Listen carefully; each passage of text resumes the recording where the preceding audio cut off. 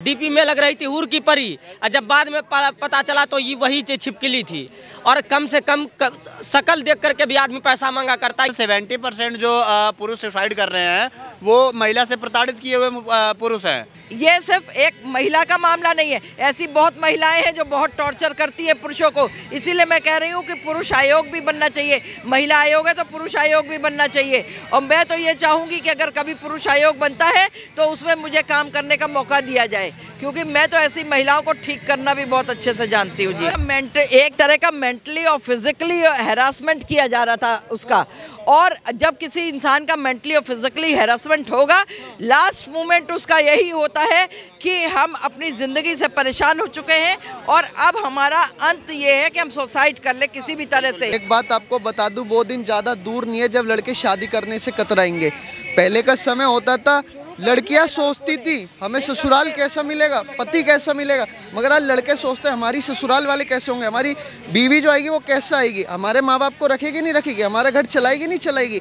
आजकल की लड़कियों की थिंकिंग क्या है, वो कहती है मैं अकेली रहूँगी, मुझे माँ बाप नहीं चाहिए, सास ससुर जो होते हैं वो नहीं चाहिए, भाई जो आपके भाई बहन है वो नहीं चाहिए, मुझे कुछ नहीं चाहिए, मैं अकेला रहूँगी और मेरे को खर्चा पानी बराबर चाहिए। क्या लग रहा है कि अतुल सुभाष का जो मुद्दा है सिर्फ अतुल सुभाष का ही है, औरों का भी है?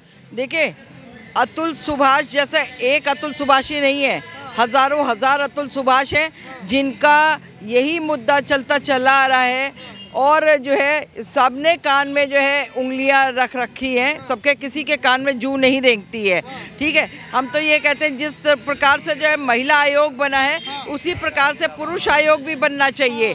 और क्योंकि पुरुषों की महिलाओं की व्यथा कथा सुनने के लिए सभी लोग हैं, हम ये एक बीइंग ए लेडी हम ये कह रहे हैं, और लेकिन पुरुषों की कथा व्यथा सुनने के लिए कोई भी नहीं है। वो अपनी दुख कहाँ पे जाके सुनाएं, किसको सुनाएं? उनके दुख को ना घर में कोई सुनने वाला है, ना बाहर कोई सुनने वाला है। किसी भी बड़े के पास जाते हैं वो अगर कहने के लिए, या मान लीजिए उनकी पत्नी उनको तंग कर रही है या और कोई महिला तंग कर रही, अगर मान लीजिए वो अपनी पत्नी के ससुराल में अपने गए और जा कर के वो वहाँ पर बता रहे हैं पत्नी की माँ से या बाप से या भाई से, तो पता चलता है जी वो लोग और उल्टे ही अपनी लड़की का वो लेते हैं। अरे उनको हम हर माँ बाप को ये कह रहे हैं, चाहे वो लड़की वाले हों और चाहे वो लड़के वाले हों, उनको दोनों ही पक्ष को सुनना चाहिए बिठा करके। गलती किसकी है उस पर तब आप आगे ऑब्जेक्शन करें, आपको समझाना बुझाना समझाए बुझाए जो है वो करें। लेकिन यहाँ पर तो जो है उल्टा जज कर रही है कि साहब इतने दे दो, इतने करोड़ दे दो, तो फिर जो है 5 लाख रुपए तो मांगे थे बस। मतलब ये सुसाइड नोट कह रहा है, हम नहीं कह रहे। जो उसमें जो 80 मिनट की वीडियो है उसमें अतुल सुभाष ने एलिगेशन लगाया है कि जज ने 5 लाख रुपए मांगे। अरे हम कह रहे हैं जज ने 5 लाख क्यों मांगे थे? जज को तनख्वाह नहीं मिलती है क्या? है, जज एक सरकारी महकमे पे इतने ऊंचे ओहदे पे बैठा होता है। लोग जज को जो है सैल्यूट करते, लोग भगवान के बाद दूसरा दर्जा जज को देते हैं, ठीक है जी, और डॉक्टर्स को देते हैं। अगर यही जज और डॉक्टर्स इस तरह से वो हो जाए, बदल जाए, तो आप समझिए कि किसी पे भी आदमी भरोसा नहीं कर सकता है। और दूसरी बात ये रही कि आज जिस तरह से वो उसकी पत्नी ने जो है एलिगेशन लगाना शुरू करा, एक के ऊपर एक केस डालने शुरू करे, अपने देवर पे भी कर रही हो, अपने ससुराल में, मतलब हर आदमी के ऊपर तुम इतनी खूबसूरत और इतनी मतलब वेल वो थी कि जो है तुम्हारे हर आदमी छेड़ रहा, तुम्हारे संग हर आदमी गलत काम कर रहा है। आंटी जी कह रही हैं कि जैसे महिला आयोग है वैसे पुरुष आयोग भी बना दो। बिल्कुल जरूरी है भैया इस चीज़ की। आप अभी डेटा आया, आप देखो जहाँ पे जितनी आज के डेट में महिलाएं सुसाइड कर रही हैं उससे लगभग 3 गुना पुरुष सुसाइड कर रहे हैं आज के डेट में। क्यों कर रहे हैं? जिनमें से 70% जो पुरुष सुसाइड कर रहे हैं वो महिला से प्रताड़ित किए हुए पुरुष हैं। ठीक है, तो बहुत ज़रूरी है। लेकिन एक चीज़ बताइए, उसकी बीवी ने 3 करोड़ रुपए तो मांगे थे बस। तो भाई 3 करोड़ रुपए आप पेड़ पे फटते हैं क्या? गए ऐसे टोकरी लेके गए, तोड़ के लेके चले आए, डाल के उठा के फटाफट दे दिया। उस बंदे से हालत पूछो ना उस बंदे की, अतुल सुभाष की, कि वहाँ पे उसके साथ हुआ क्या। हर दिन बंदा जॉब करता था, उसके बाद इतने सारे तारीख, साल भर में कम से कम 100-150 तारीख वो बंदा वहाँ से आता था, जौनपुर बेंगलोर से, ठीक है, वहाँ पे आना, फिर क्या बोलते हैं तारीख को देखना, फिर वापस अगले दिन भाग के जाना, फिर ड्यूटी अटेंड करना। कितना प्रताड़ित हो रखा था बंदा। चलो वो सब छोड़ दो, 1 मिनट के लिए बंदा वो चीज़ झेल भी ले, लेकिन बच्चों से मिलने नहीं दे रही थी वो। और केस देखे कितनी लगाए उसके परिवार पे, उसके भाई पे ऊपर, यहाँ तक कि रेप के केसेस लगाए, ठीक है। तो मतलब किस तरीके से ये क्या कर रही थी? एक तरह का मेंटली और फिजिकली हैरासमेंट किया जा रहा था उसका। और जब किसी इंसान का मेंटली और फिजिकली हैरासमेंट होगा, लास्ट मोमेंट उसका यही होता है कि हम अपनी ज़िंदगी से परेशान हो चुके हैं और अब हमारा अंत ये है कि हम सुसाइड कर ले किसी भी तरह से। और हाँ, और वो जैसे ही उसके दिमाग में जो चीज़ आती है, जो ग्राउंड बनता है, वो उस ग्राउंड को लेके वो अपने को सुसाइड कर लेता है। भाई मर्द को तो कभी दर्द भी नहीं होता, लेकिन पुरुष आयोग क्यों बनवा रहे हो? पत्रकार महोदय, सबसे पहला बात आज अब ये रहा कि जो भी हुआ है, पहले हुआ क्या है शुरू से देख रहे हैं हम उनको। तो आप देखिए कि एक बिहार से आने वाले युवक बेंगलुरु में इंजीनियर डिपार्टमेंट में काम करते हैं और वो मैट्रिमोनी साइट से पता चला है कि शादी.com से पता नहीं शादी वगैरह किए हैं। और ऐसी लड़की देखिए कि खुशहाल परिवार को एक लड़की किस तरह से बर्बाद कर सकती है। इसका सीधा प्रमाण इस बात का है अतुल सुभाष और इस लड़की का। डीपी देख रहे थे, डीपी में लग रही थी हूर की परी, और जब बाद में पता चला तो ये वही छिपकली थी। और कम से कम शक्ल देख करके भी आदमी पैसा मांगा करता है कि होता है कुछ कि चेहरे पर मेकअप वगैरह लगा लेते हैं, आजकल जो फैशन चला हुआ है, तो एक्सक्यूज़ मी कह करके आई वांट 3 करोड़ से या 2 करोड़ से होता है। ये एक सूटेबल एग्जाम्पल भी हो सकता है। लेकिन अतुल सुभाष को जिस तरह से आप कहो कि ये एक्सटॉर्शन शब्द है ना, ये एकदम डीपली एक्सटॉर्शन, ये हरासमेंट जो है, ये हरासमेंट आप समझ लो कि एक परिवार को किस तरह से तोड़ा है। और अब उनको इंसाफ तो एक कदर से ही मिल सकता है कि न्यायमूर्ति जिनको बोला जाता है, जिनको न्यायाधीश बोला जाता है, वो भी हरासमेंट करने लगा। इसीलिए पुरुष के हिसाब से तो यही है। उसकी निकिता के भाई को कैंटीन खोलने थी, क्लाउड कैंटीन, इसलिए मांगे निकिता ने अपने पति से पैसे। एक बात करिए, अगर कोई वो क्लाउड कैंटीन उसका भाई खोलता या रेन कैंटीन खोलता या रेनबो कैंटीन खोलता, जो उसकी मर्जी थी खोलता, अपने पैसे से खोलता, अपने बाप के पैसे से खोलता। ये थोड़ी है कि आप किसी को टॉर्चर करके जो है उससे ऐठेंगे। शक्ल की खूबसूरती नहीं होती है, सीरत की, सूरत नहीं, सीरत जो है खूबसूरत होनी चाहिए। किसी भी महिला की हो या किसी भी पुरुष की हो, खूबसूरती तो ऐसी होती चंद दिन बाद जो है ना, ये चेहरे ढल जाते हैं इंसान के। लेकिन सीरत अगर सुंदर होती है तो वो ताउम्र चलती है, वो उस महिला या उस पुरुष के मरने के बाद तक भी वो सीरत जिंदा रहती है। उसकी जो बीवी थी वो 40,000 रुपए मेंटेनेंस अपने लिए मांगती थी, मेकअप वगैरह जो भी है। और अगर वो खूबसूरत थी तो मेकअप करने की क्या जरूरत थी? पेंटिंग करने से गधी को भी अगर आप पेंटिंग कर दो ना तो वो भी परी नजर आती है, समझ रहे हो? तो ये ज़्यादा जो है पेंटिंग करती गधी लोग, जो परी होती है ना वो परी ही रहती है। और गधी को परी बनने के लिए जो है अपने डेंट पेंट कर, देखिए यहाँ कितने लोग कनॉट प्लेस में आती है डेंट पेंट करके घूमती हुई। और जो सादगी वाली होती है वो सादगी वाली वैसी। और एक चीज़ और बता दें, जो आप हाईली एजुकेटेड लड़की देखेंगे कोई भी, वो बहुत सिंपल रहने वाली होगी। हाईली एजुकेटेड लड़का होगा वो बहुत सिंपल रहने वाला होगा। लेकिन ये जो डेंट पेंट और ये करके जो सोचती है कि हम दिखाएं, पल्ला इधर इतना रख लो फिर यूँ गिराओ ये वो, तो ये अभी आपने एक मुद्दा देखा होगा आरजीकर मेडिकल कॉलेज का। एक महिला का रेप हुआ तो तमाम, चाहे वो पुरुष हो चाहे वो महिला हो, सब लोग सड़कों पर आए। आज एक पुरुष के साथ गलत हुआ, जो कि वो एक पुरुष नहीं, तमाम भारत में और भी ऐसे पुरुष हैं, उसके लिए कोई भी सड़कों पर नहीं आया। इस पर आप क्या राय रखते हैं? भाई हम तो कह रहे हैं, हम तो खड़े सड़क पे, हम बोल रहे हैं आपके चैनल के माध्यम से। हम तो सबको आह्वान करते हैं, हर महिला पुरुष को, हर लड़की और हर लड़के को आना चाहिए सड़कों पे। ये सिर्फ एक महिला का मामला नहीं है, ऐसी बहुत महिलाएं हैं जो बहुत टॉर्चर करती है पुरुषों को। इसीलिए मैं कह रही हूँ कि पुरुष आयोग भी बनना चाहिए। महिला आयोग है तो पुरुष आयोग भी बनना चाहिए। और मैं तो ये चाहूँगी कि अगर कभी पुरुष आयोग बनता है तो उसमें मुझे काम करने का मौका दिया जाए, क्योंकि मैं तो ऐसी महिलाओं को ठीक करना भी बहुत अच्छे से जानती हूँ जी। एक ही पुरुष के साथ तो हुआ है और सारे पुरुषों के साथ थोड़ी ना होता है। क्यों नहीं हुआ है? किसने कहा? आपको क्या पता? आप देखिए कैसे कैसे पुरुष जो है अंतरात्मा से रोता है।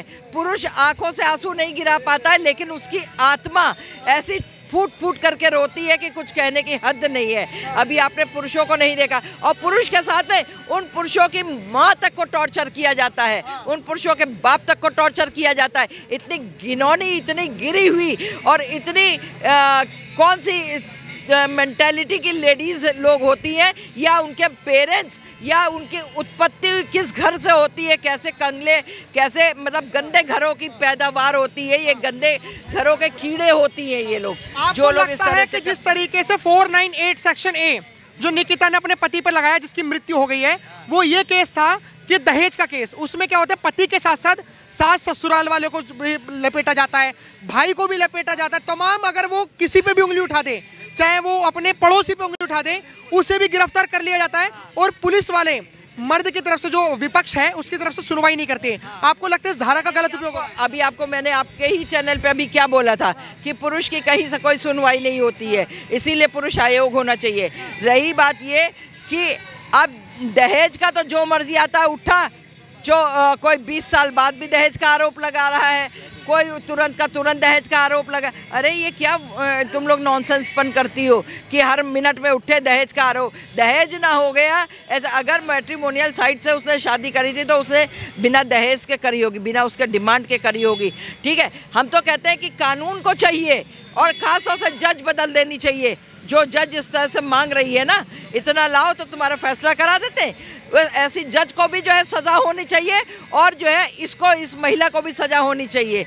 समझे जी? जज को होनी चाहिए, बिल्कुल होनी चाहिए। सिस्टम ने थोड़ी ना, सिस्टम क्यों नहीं? सिस्टम है। सिस्टम क्या आपके लिए, हमारे लिए, इनके लिए, इनके लिए, और जज और बाकी लोगों के लिए सिस्टम नहीं है? अरे ऐसे लोगों के लिए तो सिस्टम बहुत बनना चाहिए। कानून हर एक के लिए बराबर है, होना चाहिए। ये भारत है, भारत सऊदीया में नहीं, कानून सबके लिए एक बराबर का होता है।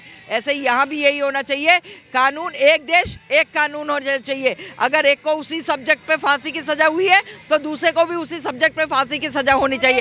अरे सुनिए, दूसरे को जो है भड़का करके आत्महत्या करने के लिए मजबूर कर दिया, वो कौन लोग थे आपको नहीं पता है? वो ऐसी जज थी और ऐसी ही वो उसकी जो है क्लाइंट थी, जिसकी वजह से उसने जो है उसको मजबूर किया। अंत में वो उसने सोचा कि जहां जज के पास भी, मेरा कोर्ट में भी मेरा फैसला नहीं होगा, मेरा फैसला का अंत यही है कि हम सुसाइड कर लें, हमारे उस अदालत में फैसला होगा। आपको भी लगता है कि ये सुसाइड नहीं है, हत्या है? बिल्कुल सर। सर हम लड़के हैं ना, हमारे साथ ऐसे ही होता है सर। एक बहुत बड़ी विडम्बना है, आपने देखा होगा डॉक्टर मोमिता का केस में कितने लाखों लड़के रोड पे आए थे। क्या अतुल के लिए कोई रोड पे आया?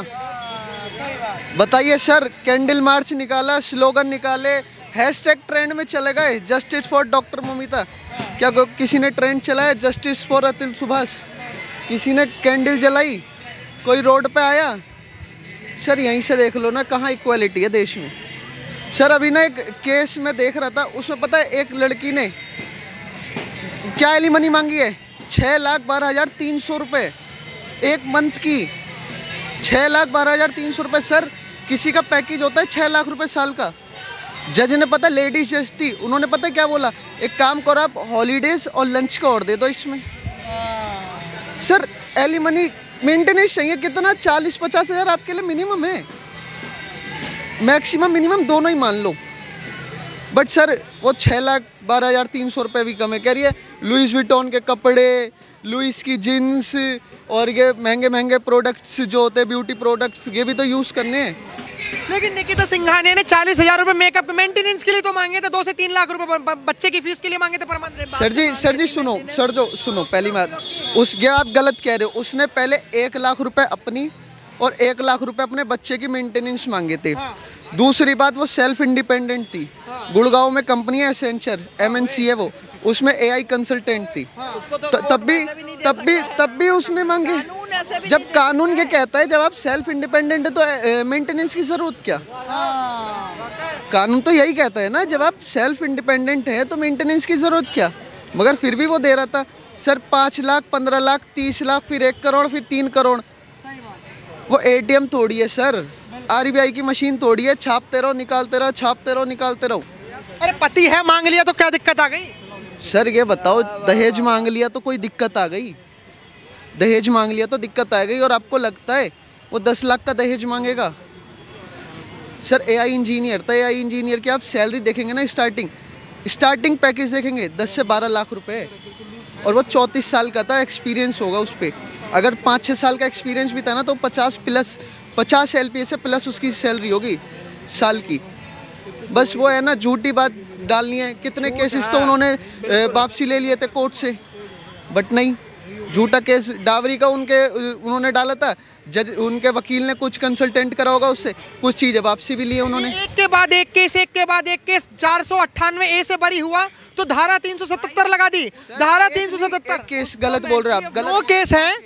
एक के बाद एक केस जो लगाया गया उस 3 हाई कोर्ट में और 6 डिस्ट्रिक्ट कोर्ट में। एक केस बंदे ने डाला था, उसकी भी उस पर कोई सुनवाई नहीं। सर 9 केस बहुत होते हैं एक बंदे पे, कितनी अपने ऊपर वो झेलेगा, एंजाइटी कितना स्ट्रेस ले लेगा। सर बाद में एक बात आप खुद ही इमेजिन करो, 24 पेज लिखना, सुसाइड 24 पेज लिखना, कितनी तसल्ली से लिखा होगा।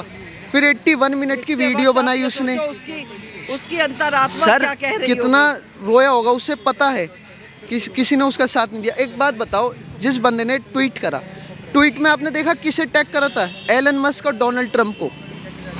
ये भी एक बहुत बड़ी राजनीति है, उसे पता है इंडिया में मेरी कोई सुनने वाला नहीं है, इंडिया में कोई सुनने वाला नहीं है। वैसे तो सुनने वाला उसका डोनाल्ड ट्रंप और जो वो डोनाल्ड ट्रंप और एलन मस्क भी नहीं है, बट उसने टैग करा, वो देखे कहीं इस पे सोचे। उसने ये इसके पीछे भी उसकी रणनीति रहती, क्योंकि यूएस का जो लॉ है वो इंडिया के लॉ से बहुत अलग है। उसने सोचा अगर उधर उनको टैग करूँगा वो सुने, क्या पता कुछ आवाज़ उठाए मेरे लिए। तो लगता है भारत देश का सिस्टम ही कुछ इस तरीके से है कि पुरुषों के लिए तो कुछ है ही नहीं। सर कुछ भी नहीं है, हम लड़के हैं ना, ऐसी होता है, इक्वालिटी की बात होती है ना, तो गलत है। और सबसे बड़ी बात सर, पहले ये बताइए दहेज की मांग करता कौन है? दहेज की मांग पहले लड़की वाले करते हैं, कभी लड़का वाला नहीं करता।